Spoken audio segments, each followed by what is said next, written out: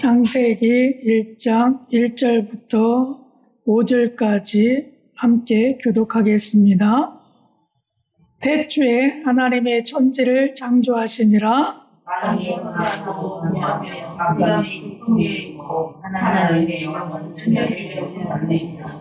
하나님이 이르시되 빛이 있으라 하시니 빛이 있었고, 빛이 하나님 보시기에 하나님이 빛과 어둠을 가르셨다. 하나님이 빛을 낮이라 부르시고 어둠을 밤이라 부르시니라. 저녁이 되고 아침이 되니 이는 첫째 날이니라. 아멘. 아멘. 이번 주부터 우리가 계속해서 말씀을 나눌 텐데요. 그 중심의 주제는 하나님 발견하기입니다. 계속해서 우리가 어떤 하나님인지, 그 하나님의 성경 가운데 어떻게 기록되고 있는지, 그리고 우리는 그 삶 안에서 어떻게 살아가야 할지를 계속해서 나누도록 하겠습니다. 첫 번째 시간으로 오늘은 내 삶의 창조주라고 하는 말씀으로 함께 은혜를 나누고자 합니다. 한번 따라해 보시겠습니까? 내 삶의 창조주. 내 삶의 창조주. 네. 내 삶의 창조주, 이 말씀이 오늘 말씀의 주제입니다. 앞에 화면에 그림이 하나 있습니다. 하나님께서 6일 동안 계속해서 창조하셨는데 그 창조하신 그림들입니다. 첫째 날에는 빛과 어둠을 창조하셨죠. 그리고 둘째 날에는 물과 흐린 하늘을 창조하셨고, 셋째 날에는 땅과 식물들을 창조하셨고, 넷째 날에는 밤에 달과 별 이런 것들을 창조하셨죠. 그리고 다섯째 날에는 하늘에는 새가, 그리고 바다에는 온갖 물고기들이 있도록 하나님께서 창조하셨습니다. 그리고 여섯째 날에 동물들과 그리고 사람을 창조하셨던 그러한 모습들을 볼 수가 있습니다. 특히 창세기 1장 1절부터 25절에 있는 말씀 속에서 하나님께서 천지를 창조하시는 그러한 모습들을 우리가 발견할 수 있습니다. 그런데 하나님께서 그것들을 창조하시면서 우리들에게 하신 말씀들이 있습니다. 그 말씀들을 좀 보면 1절인데요. 우리 함께 읽도록 하겠습니다. 태초에 하나님이 천지를 창조하시니라. 그러니까 아무것도 없었던 그때, 그 태초에 하나님께서 하늘과 땅들을 창조하셨다라고 말씀하십니다. 그렇기 때문에 하나님은 창조주가 되시는 것이죠. 모든 것을 창조하신 그러한 창조주이십니다. 근데 그 창조주께서 창조를 하실 때 그의 모습들이 어떠했냐라고 말씀하시냐면 2절입니다. 함께 읽겠습니다. 땅이 혼돈하고 공허하며 흑암이 그 품 위에 있고 하나님의 영은 수면 위에 운행하시니라. 그때 땅이 혼돈했다라고 이야기합니다. 그리고 공허했다라고 이야기합니다. 흑암이 깊음 위에 있었다라고 이야기합니다. 그때에는 땅이 혼돈했다, 그리고 공허했다, 흑암이 깊음 위에 있다, 이런 말씀들은 아무것도 없는 아주 깜깜한 흑암 속에서 있었던 것들입니다. 그래서 하나님은 질서를 이곳 가운데 마련을 해놓으시고 그 계획대로 하나하나를 하나님께서 창조를 하십니다. 그래서 첫째 날에 하셨던 것이 땅이 혼돈하고 공허하고 흑암이 있었기 때문에 하나님께서는 첫째 날에 이것을 창조하셨습니다. 함께 읽겠습니다. 하나님이 이르시되 빛이 있으라 하시니 빛이 있었고, 하나님은 그렇기 때문에 빛을 만드셔서 그 혼돈 속에서도 혼돈하지 아니하도록 하나님께서 창조를 하십니다. 그래서 빛을 창조하셨더니 혼돈 속에서도 이제 그런 것들이 잡히기 시작을 하는 거예요. 공허했던 삶 속에서도, 공허했던 것 속에서도 그것에서 하나님의 빛을 창조하심을 통해서 그것들을 잡아가죠. 그리고 흑암의 기쁨이 있었던 곳에서 빛이 있음을 통해서 그 흑암 속에서도 하나님께서는 하나의 기준을 세우시고 그런 일들을 이루심을 통해서 하나의 질서들을 잡아가시는 모습을 볼 수가 있습니다. 이 빛이 있음으로 인해서 모든 것 속에서 이제 드러나게 하시는 것들이죠. 그리고 그 드러나게 하심을 통해서 하나님은 급기야 4절에서 이렇게 말씀을 하셨습니다. 빛이 하나님이 보시기에 좋았더라. 이렇게 말씀하시는데 이 하나님이 보시기에 좋았다라고 하는 이 말씀은 6일 동안 계속해서 이루어지는 말씀들입니다. 10절에서도 말씀하고 있고 12절에서도 말씀하시고 있고 18절에서 21절에서 25절에서도 계속해서 하나님이 보시기에 좋았더라 라고 하는 말씀으로 계속해서 이어지는 것을 우리가 볼 수가 있습니다.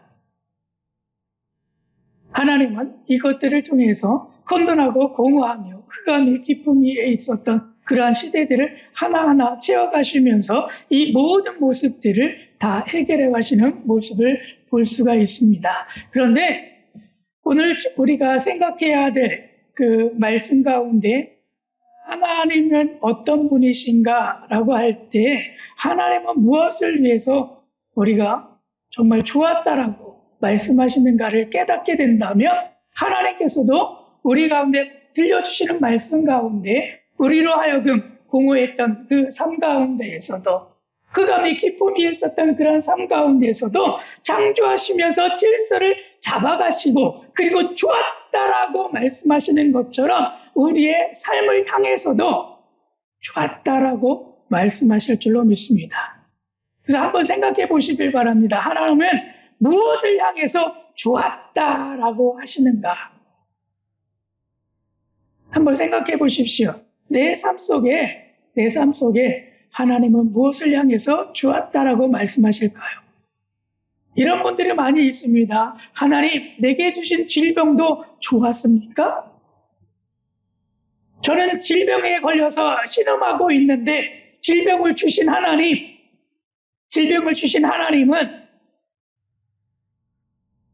저를 보시면서 질병에 걸려있는 그런 모습을 보면서 좋으셨습니까? 이런 질문을 하죠. 두 번째 이런 질문들도 합니다. 하나님 내게 주신 불구의 삶도 좋았습니까? 왜 나를 하여금 이렇게 불구로 만드셔서 제대로 움직이지 못하게 하시고 그런 삶을 살아가게 하십니까? 그럼에도 불구하고 하나님은 그 삶이 좋았습니까?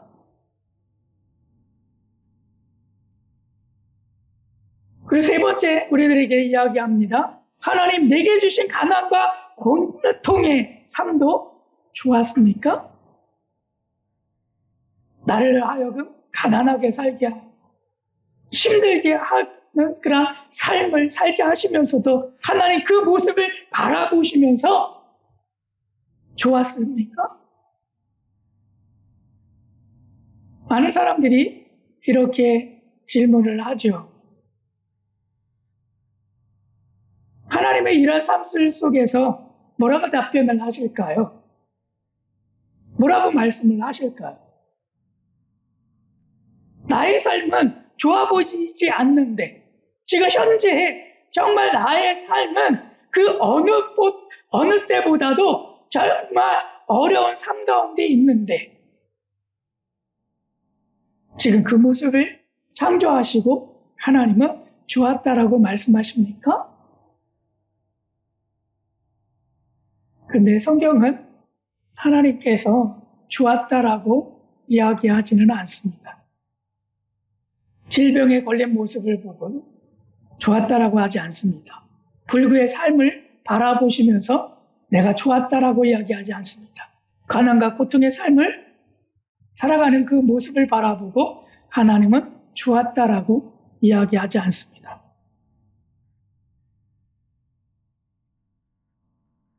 하지만 하나님께서는 우리들에게 이렇게 말씀을 하실 수 있습니다. 하나님은 질병을 좋아하지 않아도, 불구의 삶을 좋아하지 않아도, 가난과 고통을 좋아하지도 않으시지만 이와 같은 삶 속에서도 나를 포기하지 않는다는 선언으로서 좋았다라고 말씀하십니다. 나를 포기하지 않았다는 선언으로서의 좋았다. 이 말씀은 결국에는 내가 질병에 걸려도 하나님은 나를 포기하지 않으시고 마지막 그때에 좋았다라고 선언을 하실 수 있는 그러한 단계까지 하나님께서는 나를 인도하신다는 거죠. 나를 포기하시지 않으시는 하나님. 내 삶의 불구의 삶을 살아가고 있어요. 불구자가 돼서 정말 잘 걷지도 못하고 손을 잘 쓰지도 못하고 그렇게 살아가는 삶 속에서 좋았다라고 말씀하지 않으시지만 그러나 그 삶 가운데서도 내가 너를 포기하지 않았다. 그리고 이 좋았다라고 하는 이 선포 속에서 내 마지막이 좋았다라고 선포할 때 너의 모습은 불구의 삶이 아니라 행복한 그 삶이야. 그렇기 때문에 좋았다라고 나는 말할 거야. 그런 표현들입니다. 가난과 고통을 좋아하지 않았지만 그러나 가난을 뛰어넘어서 고통을 뛰어넘어서 살아가는 그 삶으로 말미암아서 나는 내가 좋았다라고 표현하신다는 거죠.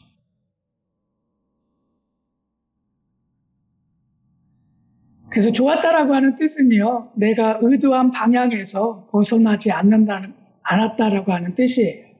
그래서 하나님께서는 천지를 창조하셨을 때 이 좋았다라고 하는 표현을 쓰셨는데 그 좋았다라고 하는 표현은 내가 의도한 방향에서 벗어나지 않았기 때문에 좋았다라고 하는 표현입니다. 그래서 지금 완성되었다라고 하는 표현이 아니에요. 그래서 내가 끝까지 그렇기 때문에 내가 책임지겠다. 그러므로 좋았다는 끝이 아니라 약속이라는 말씀이에요. 약속이에요. 내가 현재 지금 질병에 걸려서 살아가고 있어요. 하지만 이 좋았다라고 하는 말씀 속에서 하나님은 약속하시는 거죠. 마지막 그때가 되었을 때 나는 너에게 약속한다. 너의 삶이 좋았다라고 표현할 거야. 좋았다라고 표현할 거야. 끝까지 갈 때 내가 끝까지 질병을 가진 자라서 생을 마감할 수는 있어요. 그러나 그 마지막 그 순간에 하나님은 좋았다라고 표현하실 수 있도록 그의 영혼 가운데에 은혜를 부어 주신다는 거예요. 그 은혜가 뭘까요?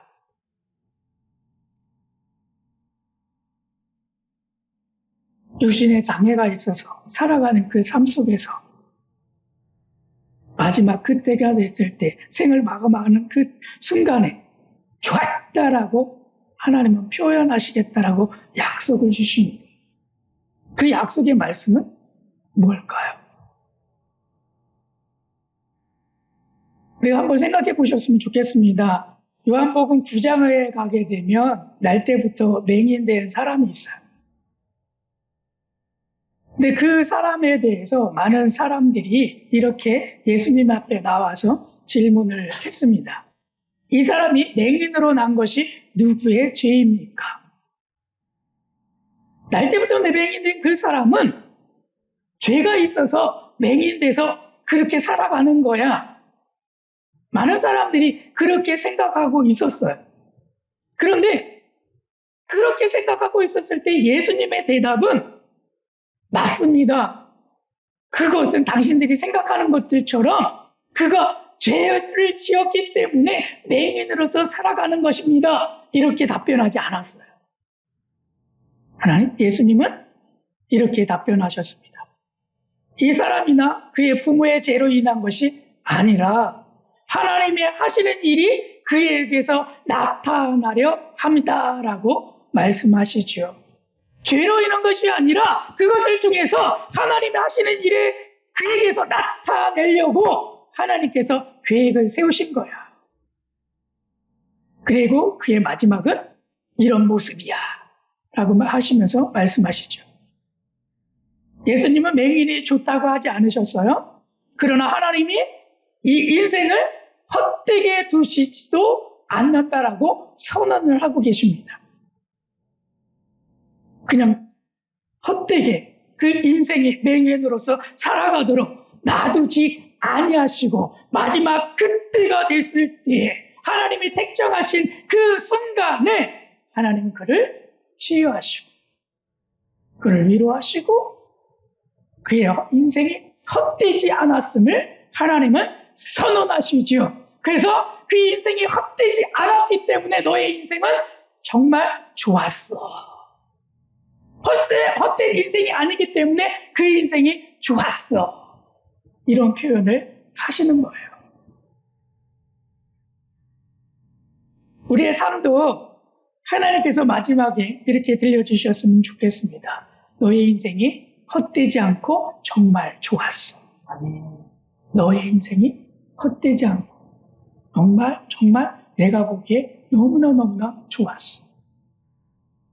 지금 현실은 가난하고 고통받고 질병으로 인해서 어렵고 그러한 순간일지 모르지만 이 말씀을 좀 붙들으셨으면 좋겠습니다. 좋았다라고 하는 이 말씀은 끝까지 하나님은 포기하지 아니하시고 헛된 인생으로 살게 하지 아니하시고 그 헛된 인생이 아니라 귀중하고 복된 하나님의 인생으로 만들어 주시겠다라고 하는 선언입니다. 그래서 이 말씀을 약속을 믿으시길 바랍니다. 아멘. 일본에 가면 이 긴지키라고 하는 공예가 있어요. 긴지키. 이 긴지키라고 하는 이 뜻의 키는 금이라고 하는 단어이고 지키라고 하는 것은 붙이다라고 하는 그 단어래요. 그래서 금으로 붙이는 공예. 그래서 긴지키라고 하는 이 공예가 있는데 한번 보십시오. 이 깨진 것을 이어 붙일 때 금으로 이어 붙여가지고 이 깨진 그러한 도자기이지만 그러나 금으로 이어 붙이는 그 순간에 이 도자기의 값이 10배 이상은 높아진답니다.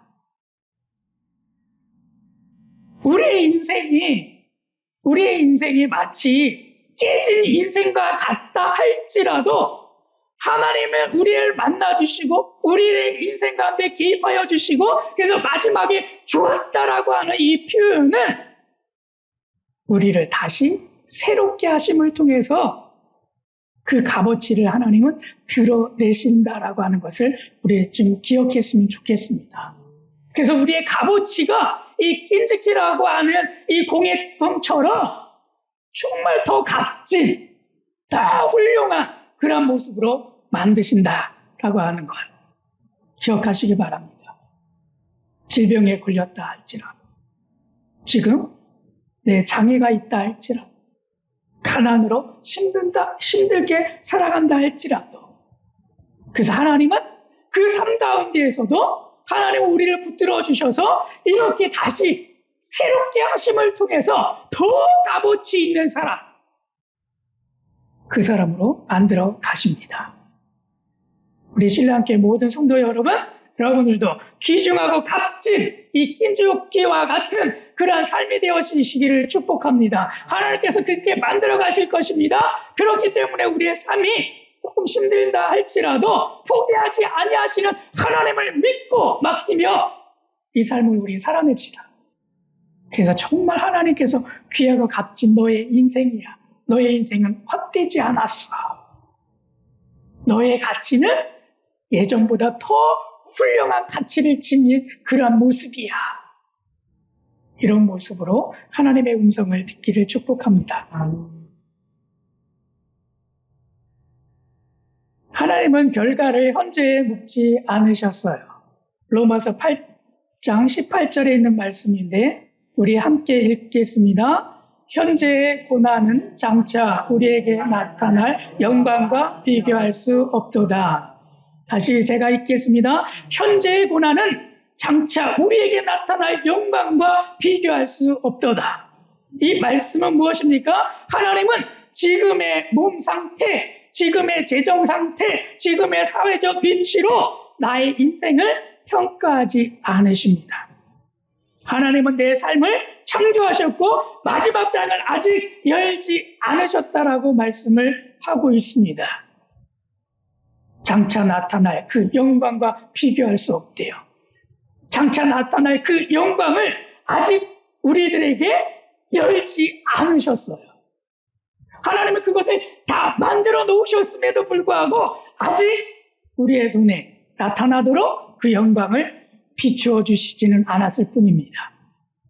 그러므로 우리에게 소망이 있습니다. 우리에게 소망이 있습니다. 우리에게 다가오는 그 마지막은 하나님의 영광이 되어지는 그 모습으로 나타나게 될 것입니다. 그래서 우리의 모습이 정말 낀치키와 같이 나중에 더 값어치 있는 삶이 되어지는 것처럼 그렇게 만들어 가실 것입니다.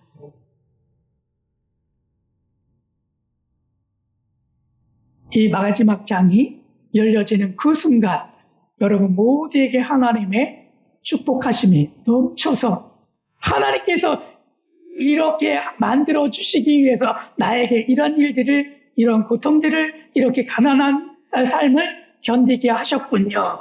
이 고백이 일어나는 순간이 반드시 오게 될 줄로 믿습니다. 그런 고백이 일어나는 그 순간이 속히 오게 될 줄로 믿습니다. 부자와 거지 나사로의 이야기가 누가복음 16장 19절부터 31절에 가면 나옵니다.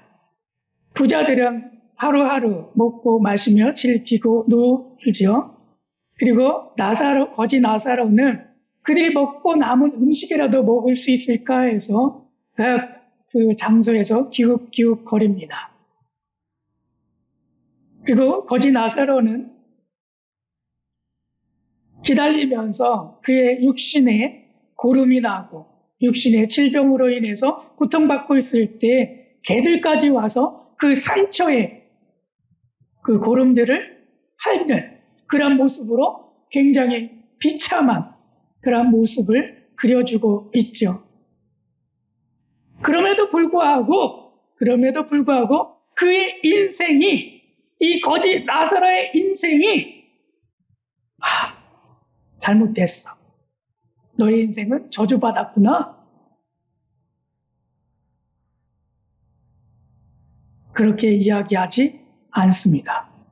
성경은 그렇게 이야기하지 않습니다.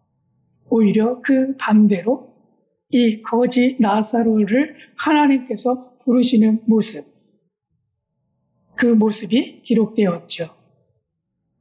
죽어서 이 거지 나사로는 아브라함의 품에 안겨 있었고 세상에서 흥청망청 먹고 마시며 놀았던 이 부자는 지옥에 가서 있었던 그 모습을 성경은 기록해 주고 있습니다. 내가 현재 가난하고 질병에 걸려 있고 그렇다 할지라도 이 나사로를 포기하지 아니하신 하나님, 그래서 그 마지막 그때에 내가 너의 인생이 헛되지 않았고 그렇기 때문에 너의 인생이 정말 좋았어, 이렇게 표현하시죠. 근데 부자와 나사로, 부자에게 아니어서 하나님 말씀하시지요. 너의 인생이 부자로 살았기 때문에 정말 값어치 있고 정말 좋았어 라고 마지막에 하나님은 표현하지 않으세요. 표현하지 않으세요. 어떤 삶을 우리는 살아야 할까요? 하나님은 거지 나사로의 삶을 통해서 우리에게 이렇게 깨닫게 하시는 줄로 믿습니다. 나의 병을 보시고 좋았다라지 않습니다. 나의 가난을 보시고 좋았다 하지도 않습니다. 그러나 하나님은 이렇게 말씀하실 수 있습니다. 나사로야, 나는 창조주요 구주인 나를 믿는 너를 고른 적이 없다. 나사로야, 너의 인생은 헛되지 않았다. 나사로야, 끝까지 너는 나를 신뢰한 것이 틀리지 않았다고 고백하게 될 것이다. 우리가 선택한 길, 하나님을 믿기로 작정하고 그 길을 달려가는 우리의 삶 가운데 나사로야, 끝까지 너는 나를 신뢰한 것이 틀리지 않았다라고 고백하게 만드시겠다라고 하신 약속들처럼 우리에게도 이 말씀을 들려주지 않겠습니까? 끝까지 너는 나를 신뢰한 것이 틀리지 않았어. 틀리지 않았어. 이 하나님의 음성을 듣기를 축복합니다. 하나님을 발견한 사람이 있어요. 그 사람은 아브라함입니다. 아브라함은요, 75세가 됐을 때 하나님으로부터 부름을 받고 그리고 자기 자신이 살고 있었던 하란이라고 하는 땅을 떠나서 젖과 꿀이 흐르는 가나안 땅으로 갑니다. 근데 75세가 될 때까지 이 아브라함은 어떤 삶을 살게 되느냐 하면 그가 우상으로 형상되어졌던 그런 것들을 만들면서 그것을 팔면서 살았던 아버지와 함께 더불어 하란에서 살아가죠. 우상을 만드는 그러한 장사꾼이에요. 그런 삶으로 살아갑니다. 이것이 당신을 지켜주는 부족입니다. 이것이 당신이 섬기는 그러한 신입니다. 이것을 집에다 갖다 놓으면 당신이 더 부자가 될 것이고 더 잘 살 것입니다. 질병에 걸리지 않을 겁니다. 그러면서 그 우상을 만들어서 팔아가면서 생계를 유지했던 삶을 75년이라고 하는 세월 속에 살아가죠. 그리고 그가 하나님의 음성을 듣고 그가 하나님을 발견합니다. 그리고 떠나라고 하는 말씀을 듣고 떠나가요. 그리고 86세가 됐을 때에는 하갈과 사이에서 이스마엘이 출생하는데 하나님께서 약속해 놓으신 그 약속이 뭐냐면 자손들이 하늘의 별과 같이 바닷가의 모래와 같이 그렇게 많을 거야 라고 말씀을 하시죠. 그럼에도 불구하고 그는 자녀가 없었어요. 자녀가 없었어요. 그리고 급기야 그 약속의 말씀을 99세가 됐을 때에 말씀하십니다. 이름이 아브라함으로 바뀌고 할례의 언약을 체결하지요. 그리고 나서 그의 아내였던 사라가 임신을 하게 되고 그리고 이삭이라고 하는 아들이 출생을 하게 됩니다. 그리고 계속해서 살아가다가 175세가 되었을 때 그는 그의 인생을 마감하게 됩니다. 하나님을 발견한 사람 아브라함, 그는 우상을 떠나 창조주를 따른 사람입니다. 우상을 떠나서 창조주를 따른 그런 사람입니다. 하나님 창조주를 만나기 전에는 우상 숭배 문화 속에서 살아갔던 사람입니다. 그리고 그의 수입이 너무나 좋았죠. 왜? 많은 사람들이 우상을 섬겼고 그 우상단지 같은 것들을 샀기 때문에 그래서 부자로 살았습니다. 그가 가나안 땅을 떠나게 됐을 때 데라 아버지와 함께 떠났던 많은 종들이 있었어요. 그리고 재산이 있었어요. 그것을 보면 굉장히 안정된 삶을 살았다라고 하는 것을 알 수 있었어요.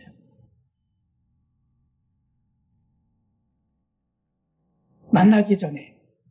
그리고 또 한 가지 있었죠. 그는 창조주를 만나기 전에 그가 떠나라고 했을 때 갈 바를 알지 못하는 그러한 상황이었어요.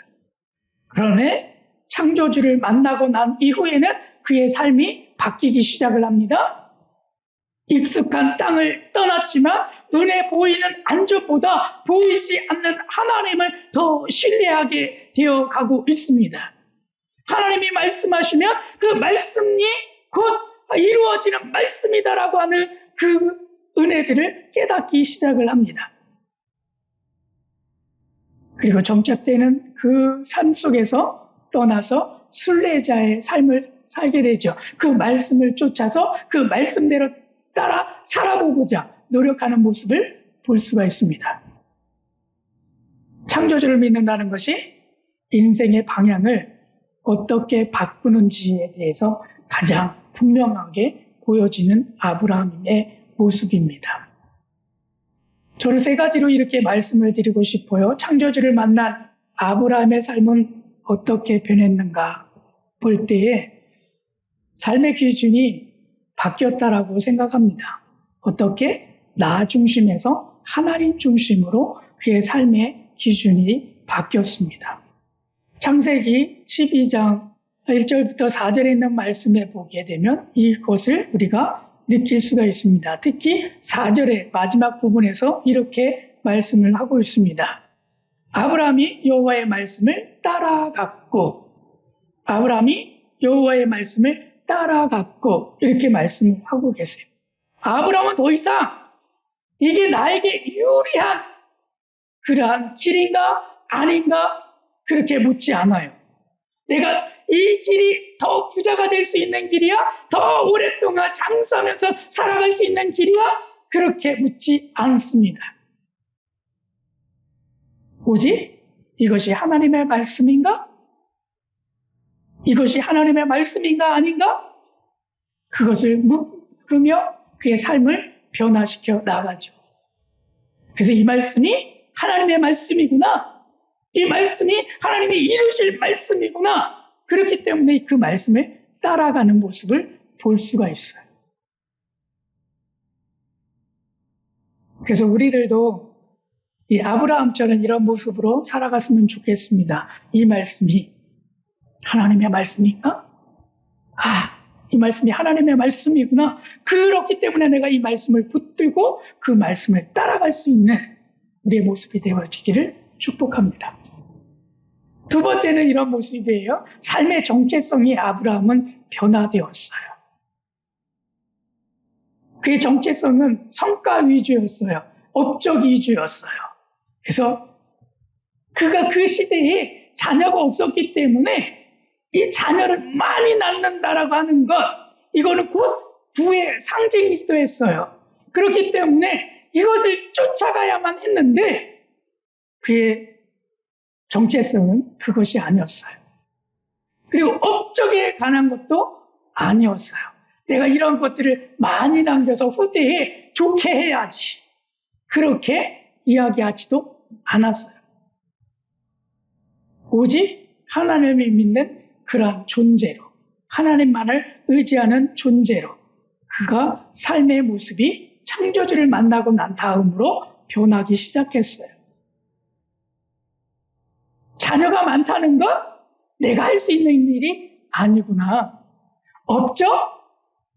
내가 사회적으로 지위가 이렇게 되고 저렇게 되고 하는 거, 이거 내가 하는 게 아닌 거구나. 그것을 만드시는 것은 오직 하나님이시구나. 그것을 믿는 존재. 하나님께서 하셔야 되는 거구나. 이것을 믿는 존재. 그런 존재로 바뀌었다는 거예요. 창세기 15장 5절부터 6절에 있는 말씀인데 우리 함께 읽겠습니다. 시작. 그를 이끌고 밖으로 나가 이르시되 하늘을 우러러 무뼈를 셀 수 있나 보라. 내 자손이 이와 같으리라. 아브라함이 여호와를 믿으니 여호와께서 이를 그의 의로 여기시고. 하나님께서 무뼈를 보면서 셀 수 있나? 이렇게 말씀하셨어요. 그걸 왜 믿었죠? 자기 자신은 지금 현재 어떤 상황입니까? 자식이 한 명도 없는 상황이에요. 그럼에도 불구하고 그렇게 말씀하시는 하나님, 그의 인생의 마지막 장을 열고 계셔요. 아브라함의 마지막 장을 열고 계세요. 그의 삶이 지금 자식이 한 명도 없는 그 삶 속에서 많은 사람들에게 조롱을 받을 수 있었을 터인데 그 삶 속에 하나님은 개입하셔서 이제 아브라함이 가야 할 그 길의 마지막 장을 열고 계십니다. 그 여는 모습이 무엇입니까? 하늘을 우러러 무뼈를 셀 수 있나 보아라. 내 자손이 이렇게 될 거야. 한 명도 없었던 그 상황 속에서 아브라함은 여호와를 믿었다라고 말씀하셨고 그 믿음이 곧 여호와께서 그의 의로 여겼어요. 그의 하나님의 공의로 여기셨습니다. 그러므로 여러분 우리의 마지막 장이 하나님께서 좋았다라고 선포할 그 시기가에 여러분 우리 온전하게 그렇게 만드실 하나님을 믿읍시다. 그걸 믿읍시다. 그래서 그것을 취하고 그것으로 말미암아서 정말 하나님께서만이 그렇게 하실 수 있는 분이시군요. 이 고백들을 우리가 올려드리는 삶이 되어지기를 원합니다. 세 번째는 이 말씀이에요. 삶의 두려움이 줄어들고 있습니다. 환경 중심에서 하나님을 신뢰하는 것에서 환경이 어떻든지 간에 나의 모습이 육신의 질병으로 인하든 가난이 있든 육신의 불구가 있든 간에 그런 환경이 중요한 것이 아니라 이제 하나님을 신뢰하는 것이 얼마나 중요한지에 대해서 그가 깨닫고 그런 삶을 살아가고 있습니다. 창세기 15장 1절에 있는 말씀입니다. 우리 함께 읽도록 하겠습니다. 이후에 여호와의 말씀이 환상 중에 아브라함에게 임하여 이르시되 아브라함아 두려워하지 말라. 나는 내 방패요 내 지극히 큰 상급이니라. 아멘. 하나님의 뭐라고 말씀하십니까? 나는 너의 방패다라고 말씀하고 계십니다. 그래서 하나님을 신뢰하며 나가게 될 때 그 방패가 되신 그 하나님은 나의 하나님이 되어주십니다. 그래서 아브라함은 더 이상 상황이 안전해서 담대한 사람이 아닙니다. 환경이 좋아졌기 때문에 안전했기 때문에 하나님을 신뢰한 것이 아니에요. 그렇지 않다 할지라도 하나님께서 나의 방패가 되신다라고 하는 이 말씀을 붙들었기 때문에 하나님 앞에서 담대한 그렇게 나아가는 사람이 되었습니다. 하나님이 함께 하시기에 담대한 사람, 그런 사람으로 아브라함이 변화를 받았습니다. 우리들도 여러분 방패가 되신 하나님, 그 하나님으로 말미암아서 여러분 담대하게 하루하루를 살아낼 수 있는 귀하고 복된 우리 신랑께 모든 성도님 되시기를 축복합니다. 아멘. 아멘. 그래서 나에게 주신 말씀입니다. 제가 읽겠습니다. 찬서가 나는 내 삶의 기준이 너 자신이나 환경이 아니라 나 여호와의 말씀이 되기를 원한다. 찬석이가 불안해하고 두려워할 때에도 나는 내 상황보다 더 확실한 방패로 찬석이와 함께한다. 내가 아브라함의 삶을 창조했듯이 찬석이의 삶도 창조하였다. 나 여호와에 대한 믿음으로 걸어가기를 원한다. 지금 보이는 현실이 찬석이의 인생을 정의하지 못하며 나는 아직 찬석이의 마지막 장의 이야기를 열지 않았다.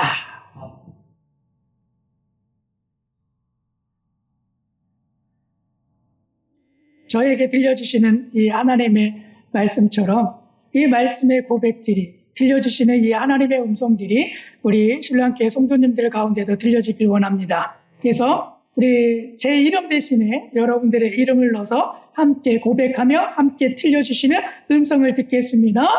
찬서가 나는 내 삶의 기준이 너 자신이나 환경이 아니라 나 여호와의 말씀이 되기를 원한다.